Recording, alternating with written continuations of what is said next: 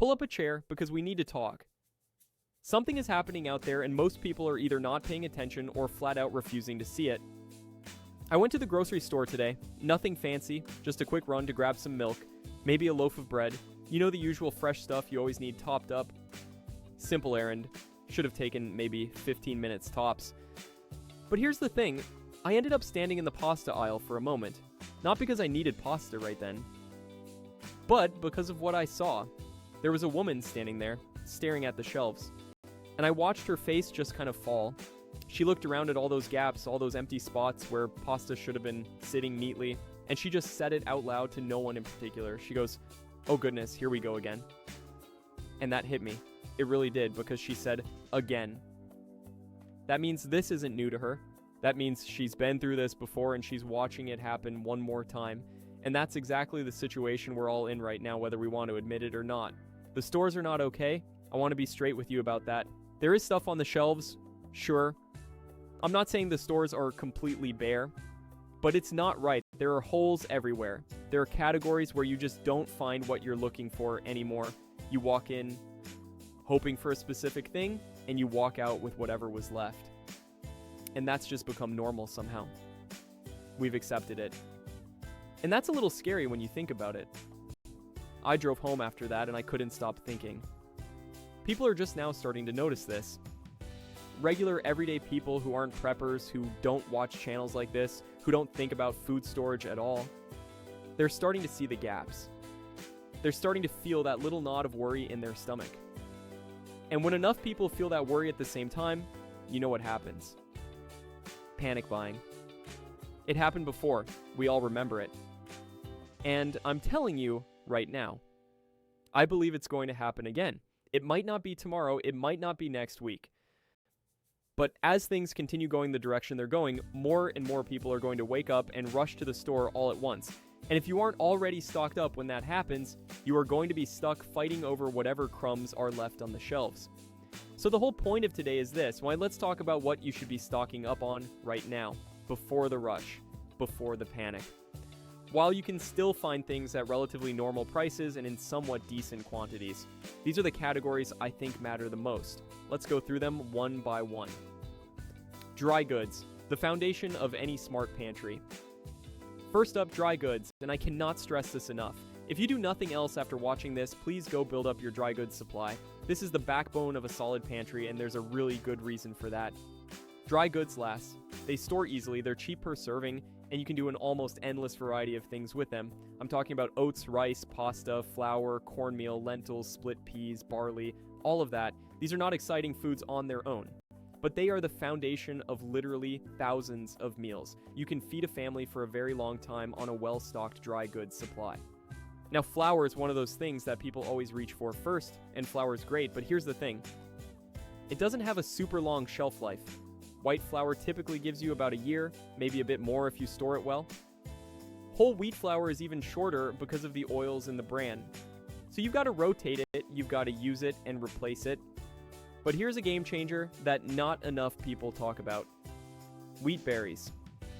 If you haven't looked into wheat berries, please do yourself a favor and look into them today. Wheat berries are just whole wheat kernels that haven't been processed or milled into flour yet, and they will last for decades when stored properly in a sealed container away from heat and moisture. Decades. That's not a typo. And the beauty of wheat berries is the flexibility. You can grind them yourself into fresh flour using a grain mill, which honestly makes some of the best bread you've ever tasted in your life. Or you can cook them whole, just like rice or barley. They have a chewy, hearty texture, and they're incredibly nutritious. You can toss them in soups, make grain salads, mix them into all kinds of dishes, so you get all the benefits of having flour available, plus so much more. Same goes for other whole grains, oat groats instead of just rolled oats, dried corn kernels that you can grind into cornmeal. The less processed the form, the longer it stores. Keep that in mind as you build your supply. Legumes also fall into this category, and they deserve their own spotlight. Dried beans, lentils, chickpeas, black beans, these are protein powerhouses that store incredibly well and cost almost nothing per pound. A pound of dried lentils can feed a family of 4 for a full meal, and it costs less than $2. You can't beat that. Stock up heavy on legumes. Seeds. This one is more urgent than you think. Okay, hit that like button real quick, subscribe if you haven't already, and drop a comment telling me what you're already stocking up on. Now let's keep going. Seeds. I want to talk about seeds, and I want you to really hear this part. Because this isn't just about gardening as a hobby, this is about having the ability to produce food if the grocery store simply cannot provide it. And look at the produce section lately. Be honest with yourself. What are you actually finding there? I've been having a really tough time. When I do find something, I look at it and think, I wouldn't serve that to anyone I care about. It's like they're putting things on the shelf just to say the shelf isn't empty. The quality has really taken a nosedive. So what do? You grow it yourself. And that starts with seeds. Good, open-pollinated, non-hybrid seeds that you can save and replant year after year. This is crucial. If you buy hybrid seeds, the plants that grow from the seeds they produce often won't give you the same results. But with open-pollinated or heirloom varieties, you save the seeds from your best plants and you grow them again next season for free, forever. Grow what you actually eat. This seems obvious, but people forget it. If your family loves cherry tomatoes, grow cherry tomatoes. If you eat a ton of zucchini, start there. Grow the things that will actually end up on your dinner table. Greens are a fantastic starting point because they grow fast, grow in small spaces, and produce heavily. Lettuce, spinach, kale, Swiss chard, these are beginner-friendly and incredibly productive. Even if you have no yard at all, you can grow a surprising amount of food. Container gardening is real. A 5-gallon bucket can grow a tomato plant. A window box can give you fresh herbs all season long. You can grow lettuce and spinach on a sunny balcony or even on a windowsill. Strawberries are one I specifically want to mention because they're faster than people expect. You probably won't get a huge harvest in your very first year, but by year 2, a well-established strawberry patch will start producing meaningfully. And they spread on their own. Plant them once and they keep multiplying. Blueberries take longer, I won't lie to you. The bushes need a few years to really get going and produce well. But they're incredibly low maintenance once they're established and they produce for decades. If you have the space, plant them now. Don't wait. Same with the fruit trees. An apple tree, a pear tree, a cherry tree. These are long-term investments. But the sooner you put them in the ground, the sooner they start producing. And a mature fruit tree can give you hundreds of pounds of food every single year. That's a lot of food that doesn't come from a grocery store. And here's something people often forget about seeds. When you harvest your vegetables, harvest some seeds too. Let a few of your best plants go to seed intentionally. Dry those seeds properly and store them somewhere cool, dark, and dry. Label them clearly with the variety and the date. Build your own seed library over time. It costs nothing, and it means you never have to buy that variety again. Meat and protein. Don't let this category. Slide protein is one of the harder things to store long term, and I think that's why people sometimes skip over it. They think, okay, I've got my rice and beans covered. And yes, beans are protein. But most of us are also used to having actual meat in our meals. And when the meat supply gets disrupted, people feel it fast. Canned meats are your best friend here. Canned chicken, canned tuna, canned salmon, canned sardines. These store for several years and they're a complete protein source. They're not glamorous. But when you need a protein source that's ready to go with no power and no refrigeration, canned meat is unbeatable. If you have the equipment, home canning your own meat is even better.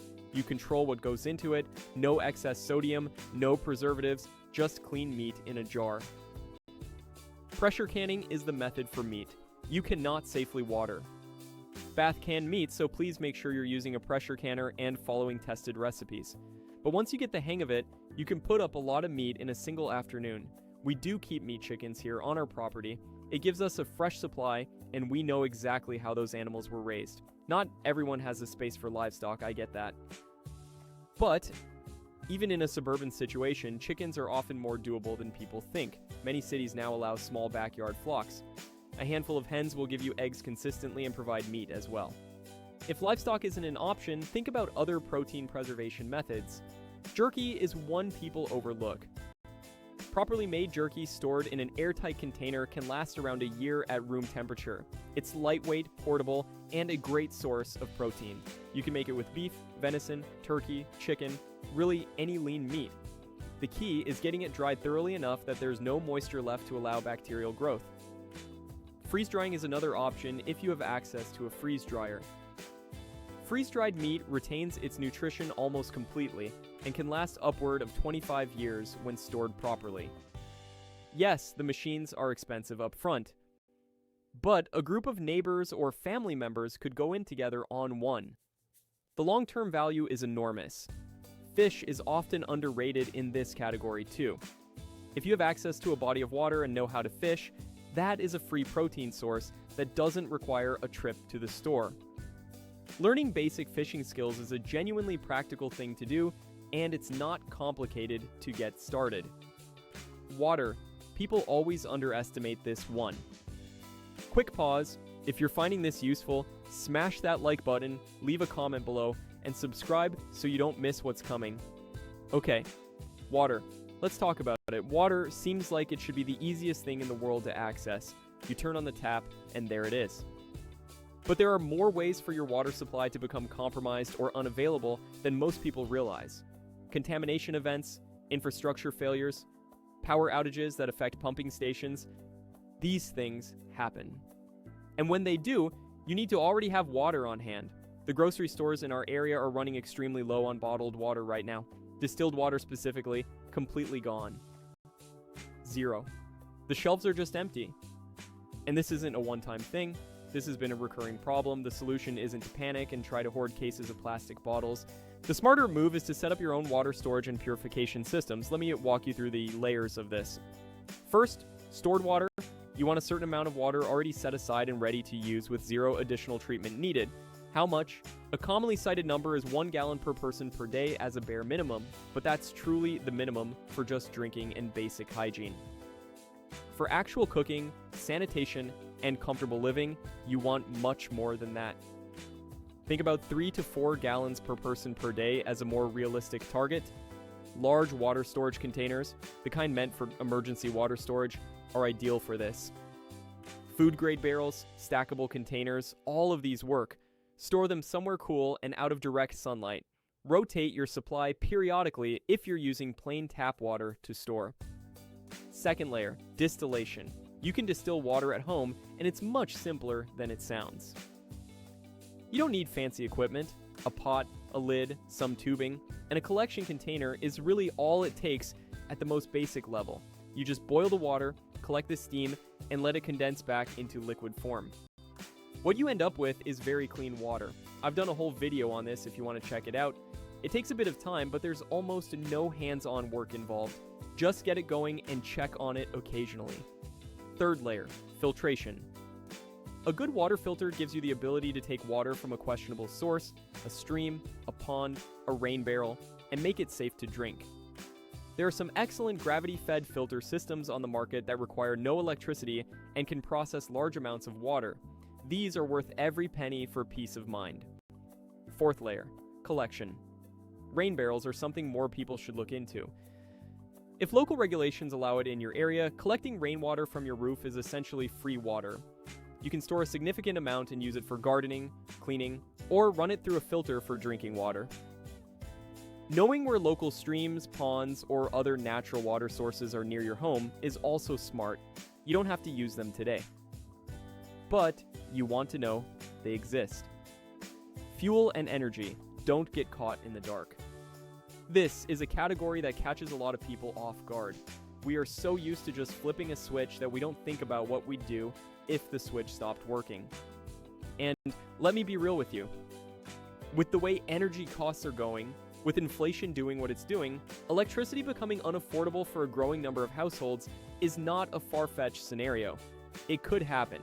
And even if it doesn't reach that extreme, power outages happen for all kinds of reasons. Storms, grid failures, infrastructure issues.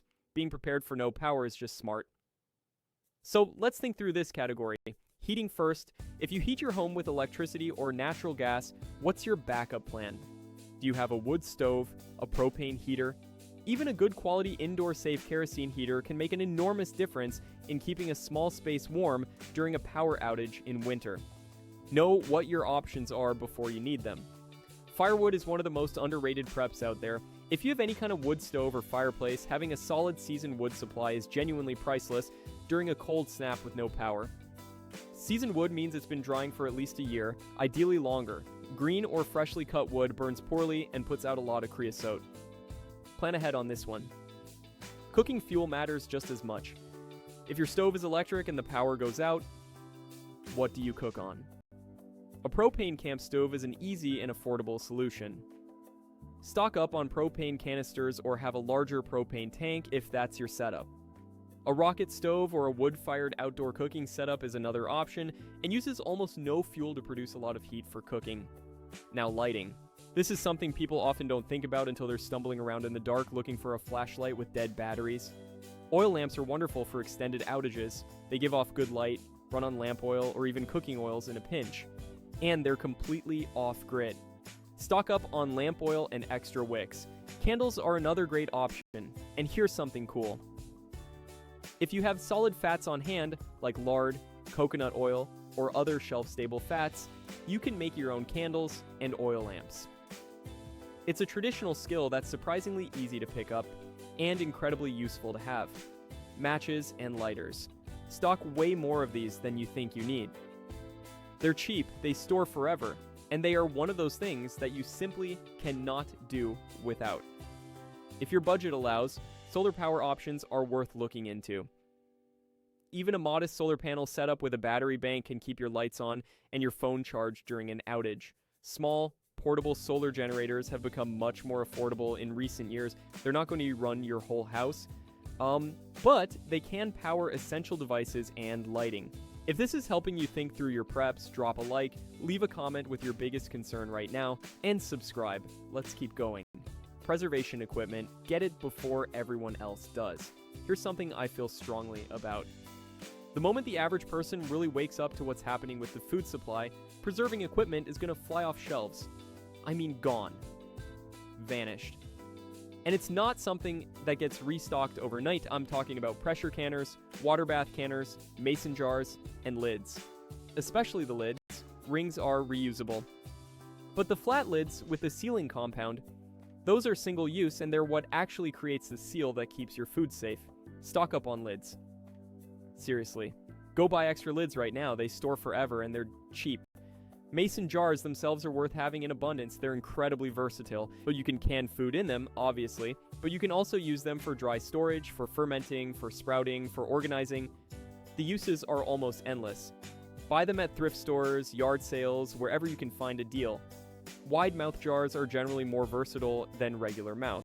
A pressure canner is the single most important piece of canning equipment to own if you want to preserve meat, fish, or low-acid vegetables safely. I know they seem intimidating at first, but once you've done a couple of batches, the process becomes very straightforward. There are fantastic resources out there for learning safe canning practices.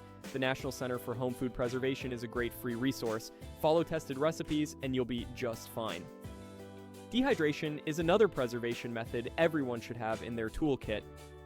A quality electric dehydrator can process a lot of food quickly, but, and this matters, if the power goes out, your electric dehydrator is useless. This is why I also have a hanging mesh dehydrator. It's just a collapsible mesh structure with multiple shelves that you hang outside in a sunny, breezy spot. It dries food using nothing but air and sunlight. Zero electricity required. Solar dehydrators are another excellent option. A simple DIY solar dehydrator can be built from basic materials and uses the sun's heat to dry food efficiently. Great for making sun-dried tomatoes, drying herbs, making jerky, drying fruit slices. If you're handy at all, there are plans available online for building your own. Fermentation is something I think more people need to get into. Fermenting vegetables requires no canning equipment, no electricity, no special tools, just a jar, some salt, water, and time. Sauerkraut, kimchi, fermented pickles, fermented carrots. These can be made with very minimal equipment and they actually become more nutritious through the fermentation process. They'll keep for months in a cool environment. It's one of the oldest food preservation methods on Earth for a reason. Smoking is yet another method worth knowing. A simple DIY smoker can be made from a trash can, a clay pot, or even dug into the ground. Smoking food both preserves it and adds incredible flavor. Learning to smoke meat and fish is a skill that has real practical value. Vacuum sealing is great for extending the life of foods in the freezer and also works well for dry goods. Vacuum sealed dried beans, rice, and other dry goods stored in a cool location will last significantly longer than the same foods stored in their original bags. Combine vacuum sealing with oxygen absorbers and you've created some of the best long-term dry storage possible. Specialty drinks, comfort items, and trade goods. Okay, now let's talk about something that doesn't get enough attention in the prepping world. Comfort, quality of life, the small things that make a bad situation feel a little more bearable. Think about your morning routine right now. What do you need to feel like yourself? For a lot of people, that's coffee or tea. And if you suddenly had no access to those things, you would feel it deeply. These things matter more than we give them credit for because they're tied to our sense of normalcy and well-being. Coffee stores fairly well if kept properly.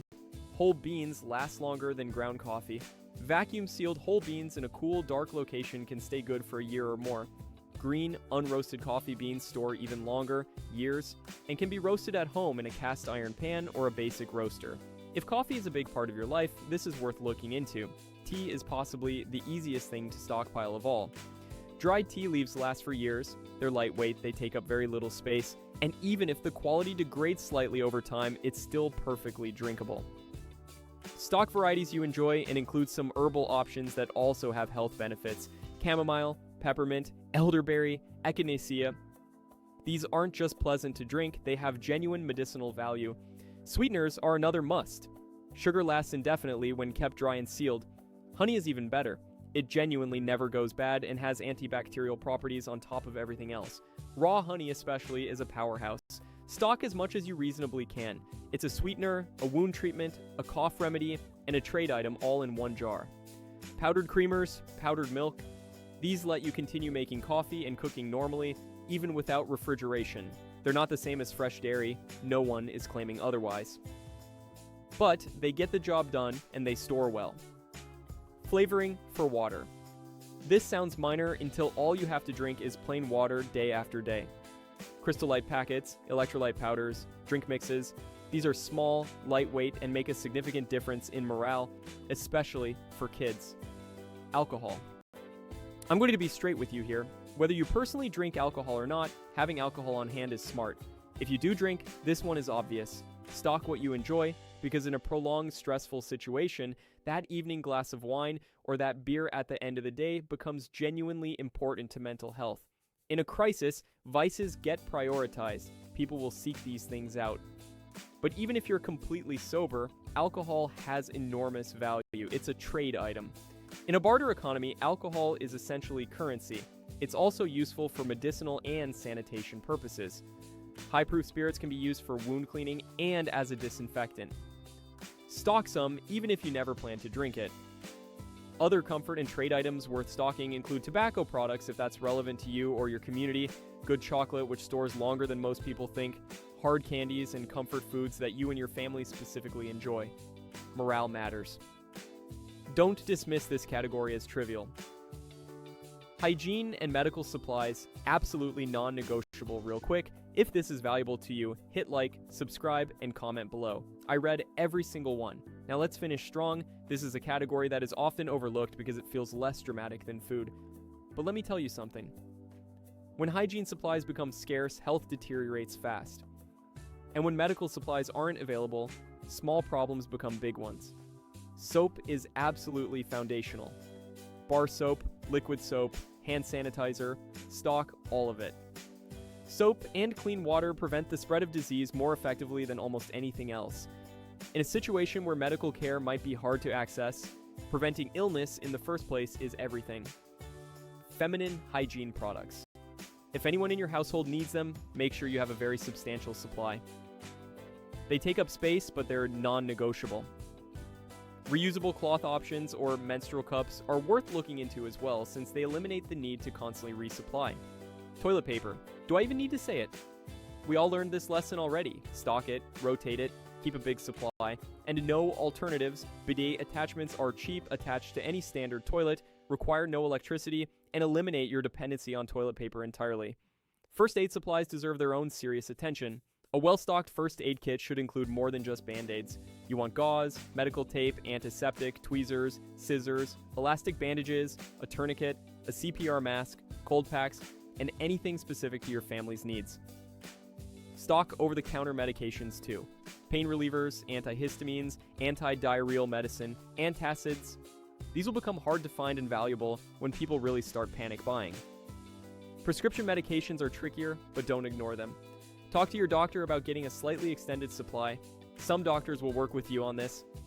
Ask about the shelf life of your specific medications and how to store them properly for maximum longevity. Basic wound care knowledge is as important as the supplies themselves.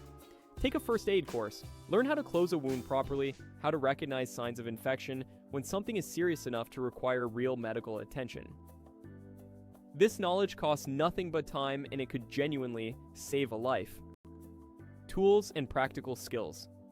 The category nobody talks about enough. Here's a final category that I think deserves serious attention. Tools, and not just physical tools, skills too.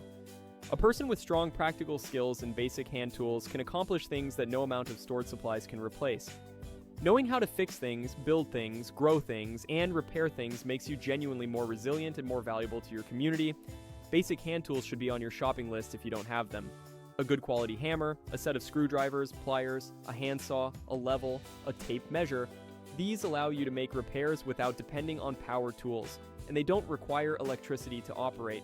Sewing and mending skills are quietly one of the most underrated preps. Clothing that wears out and can't be replaced or repaired becomes a real problem. Basic hand sewing, patching holes, replacing buttons, mending seams, keeps clothing usable far longer. Stock some needles, a good variety of strong thread, extra buttons, and basic sewing supplies. These also make excellent trade items. Sharpening tools is another one. A dull knife or axe is both dangerous and useless. Learn how to sharpen your blades properly using a whetstone. A sharpening stone is cheap, lasts practically forever, and keeps your cutting tools in proper working order with no electricity required. Mechanical knowledge, knowing how to do basic maintenance on your car, your generator, your power tools, saves you from being dependent on others for repairs. Oil changes, filter replacements, belt replacements, basic troubleshooting. These are skills worth acquiring now while the information is freely and easily available. Herbal medicine and basic natural remedies are something I encourage everyone to at least begin learning about.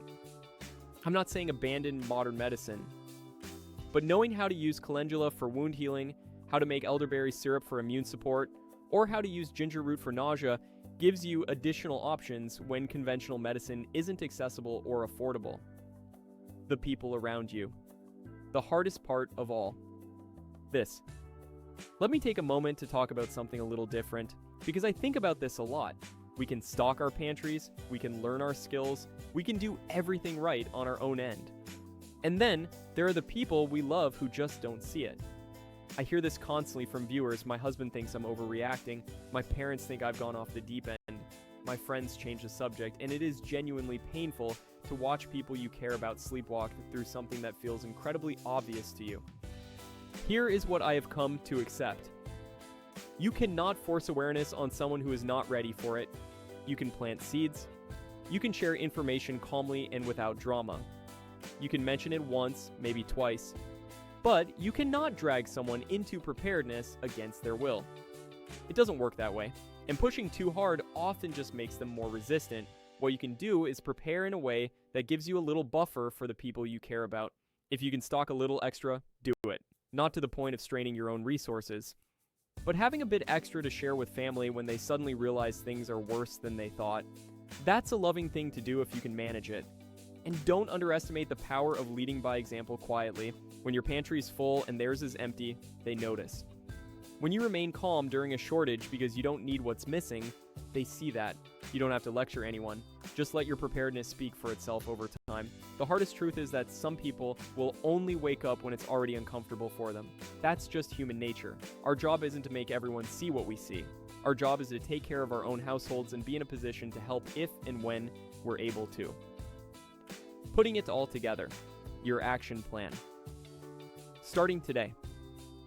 Let me tie all of this together with something practical. because it can feel overwhelming to look at all these categories and think about where to start. Here's what I recommend. Sit down today with a pen and a piece of paper. Go old school. Write down everything you actually use on a normal day. I mean everything. From the coffee you make in the morning, to the cooking oil you use at dinner, to the soap you wash your hands with. Write it all down without editing yourself. When you look at that list, you're going to see your personal priorities. You're going to see what matters most to your specific household. And that's where you start. You don't build someone else's perfect pantry, you build your own. Then take that list and ask yourself, for each item, do I have at least a month's worth? 3 months? 6 months? Where are the real gaps? Start filling the biggest gaps first. You don't have to do it all at once. In fact, you physically can't do it all at once, and that's okay. Each time you go to the store, add a few extra of the things you use consistently. Don't wait for the perfect time or the perfect budget. Start where you are with what you have. A few extra cans of tuna this week, an extra bag of rice next week, a flat of mason jar lids, a case of soap. It adds up. It really does add up. The goal is not to have a bunker full of 10 years of food. The goal is to have enough breathing room that when things get harder, and I genuinely believe they will, you are not scrambling. You are not panicking. You are not fighting someone over the last bag of pasta in the store. You are home. Your pantry is stocked. Your family is fed. And you can approach whatever comes next from a position of stability rather than desperation. That is the whole point of everything we do here. Thank you so much for hanging in with me today. This was a long one, and I appreciate you sticking through it. If any of this was useful to you, please give this video a thumbs up. It genuinely helps this channel reach more people who need to hear this. Subscribe if you haven't already so you don't miss anything coming up. And leave me a comment below. Tell me what you're working on. Stocking up right now. Tell me what your biggest challenge is. Tell me what's on your list. I read every comment and I love hearing where everyone is at. Stay smart, stay ahead of the game, and I'll see you in the next one.